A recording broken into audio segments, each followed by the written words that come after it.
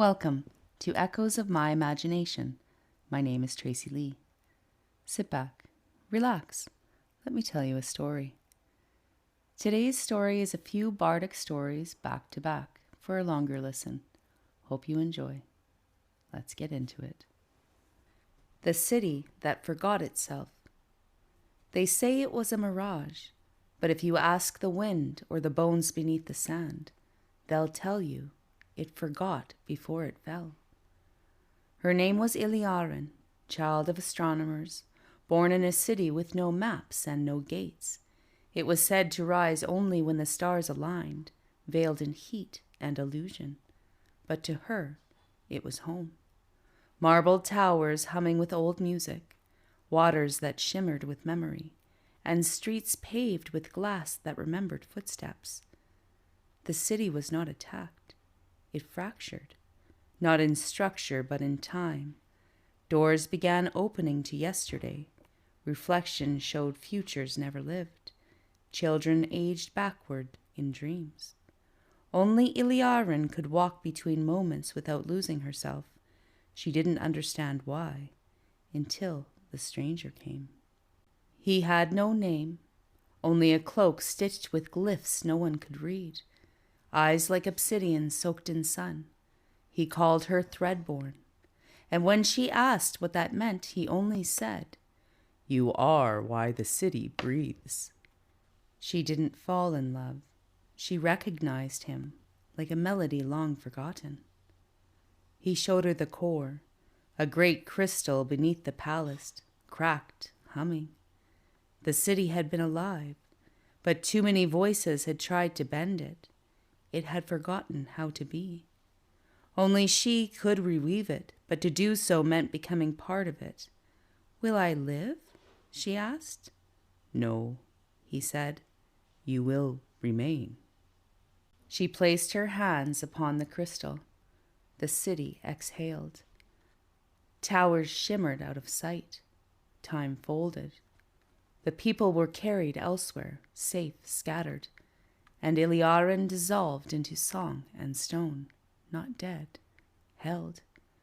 Some say that if you walk the desert long enough, you'll find glass beneath the dunes, that when the wind is just right, you'll hear bells that don't ring, and if your soul carries a certain rhythm, the city will find you, for it did not fall, it only waits to be remembered. The stones that remember. There are places where the stones are not carved, they are called. Her name was Nera, born to a weaver's family in the hidden terraces above the sacred city. Her fingers learned thread, but her mind saw light, woven in the air like patterns not yet named. She wandered, she listened, and the cliffs whispered back. They came for her on the night the mountains sang, a quake not of earth but of memory. Priests in gold-threaded crimson robes brought her to the temple of the sun, where she was not trained but remembered. Nera didn't learn how to call the stars. She remembered the language. In her hands stones warmed. In her breath clouds parted. Tahuari, son of the stonecutters, was always silent. He saw her before she saw him, watched her move through the ruins like wind, silent but shifting everything. He carried no titles, no robes, only dust on his shoulders and questions in his eyes. She saw him finally when her ritual cracked a boulder in half, and he caught her as she fell from the shockwave. "I see the shape of you in stones," he whispered. They did not speak of love, they shared rhythm. He carved paths no blade could touch. She laid songs along those lines, and staircases appeared in the mist. Together they called the jaguar from the clouds. Together they stitched a field of flowers from forgotten seeds. They didn't fall in love, they rose into it. One day, a shadow arrived, a delegation from across the sea bringing progress. They saw Nera as relic, Tahuari as tool. The priests, fearful, silenced her rites. But magic cannot be caged, and one night in secret they called the mountain again. It opened, swallowed the temple, preserved what was true. They say the sacred city was lost, but it was never lost, it was guarded. Those who walk Machu Picchu alone and hear a whisper in the wind, who feel warmth in the stone, or see orchards bloom beneath their feet, they've been recognized, because Nera and Tahuari are still there, not alive, awake, watching, waiting, guarding what the stones remember. The garden of the bound. He said it was an obsession, but the way he watched her, it was hunger with reverence wrapped round it like silk, a worship so focused it scorched. Let's get into it. Seren Avalon had always lived just outside the veil, too beautiful to be ignored, too wild to be controlled. She sang with the dawn birds and walked barefoot where wolves feared to tread. Lord Rivendaro saw her once across the river that divided his estate from the forest beyond. She laughed, and he forgot how to breathe. He asked who she was. The locals said a healer, but what he heard was mine. At first he sent gifts, then messages, then letters dipped in oils that carried his scent, his promise, his voice without speaking. She did not answer. It was not rejection, it was freedom, and he could not bear it. He found her by moonlight, a clearing of fireflies, a song on her lips, and not a trace of fear in her eyes, even when he stepped into the glow. "Why don't you come to me?" he asked. She replied, "Because I know you already do." He reached for her hand. She did not move, but the ground trembled, and yet, when he asked her to follow, she did. Not from fear, but to understand. He brought her to his manor hidden in the woods, more shrine than home, a sanctuary with one wing locked, a garden no one entered but him, a place that smelled of roses and restraint. He gave her a room, a gown, a name spoken like a prayer, and space.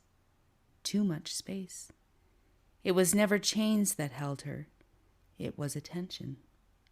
Unrelenting, quiet, devoted. He didn't touch her. He didn't need to. His presence alone stole the air from her lungs. She didn't fall for him. She saw him. Behind the control, the beauty, the obsession, was a boy never told no, whose mother left with a whisper, whose magic was sealed behind walls so old they bled dust. She asked him, "Do you love me, or the cage you built around me?" And for the first time, he didn't answer. She broke the garden spell with her tears, not sadness, knowing, and he shattered, not from anger but surrender. He opened the door, gave her the key, and said, "If you go, I will not follow. But if you stay, I will never lock you again." She stepped forward, past the threshold, into his arms, not as a prisoner, as a choice. Some say a man once built a garden so perfect that it unraveled him. Others say a woman taught him the only way to love was to let the wind in. And if you ever walk near that hidden estate, they say the roses bloom backwards until someone speaks her name, because even obsession can become devotion if love is freely chosen. The echo scribe's return. The surface called her strange, but stone remembered her name. Let's get into it. Aelinor felt it first, beneath the soles of her feet as she crossed the chapel floor. A vibration, low and warm, not warning, welcome. She whispered into her cup of tea, a phrase in a language no one taught her, and the stone beneath the hearth answered with a single breath. She packed no bag. She walked into the hills alone, and when the mist rose, she vanished again. The Giran Kai had changed, not in form but in tone. They had begun listening to her now. Seru met her at the gate of Memory Stone, wearing a cloak made of encoded wind. "I thought I would forget your sound," he said. "You didn't," she replied, "because I still echo." This time, there was no hesitation. Their joining was not ceremony, it was alignment. He opened his mind like a field of crystalline keys. She stepped in barefoot, each note a memory, a promise, a reckoning. They wove themselves into something neither human nor ancient, something becoming. And the beneath ones knelt, not in submission, but in sacred witnessing. Aelinor was no longer scribe. She was Serenai, speaker between frequencies. She stood where dimensions folded and translated meaning between realms. Dreamwalkers, old witches, sky-staring children, each began to hear a low thrum in their bones when she worked, a call, an invitation. And then one day the surface cracked, not in destruction, but in release. A glowing path appeared in the fields north of Blackmore. Children saw it, animals followed it, and those who were ready walked it, barefoot and trembling, into the open doorway beneath the earth. Aelinor stood at its center. She did not preach. She only whispered, "If your truth shakes you, it is real. Come." There is no border now between below and above, only resonance. In certain places, time bends to a name long forgotten but felt.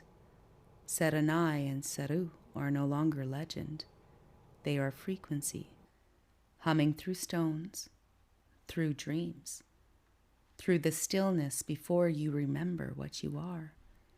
So if you hear a song in the silence, follow it. It is yours. And that's it for today. Thank you for joining me for Echoes of My Imagination. My name is Tracy Lee. Don't forget to like, share, subscribe, and follow. And I'll catch you next time.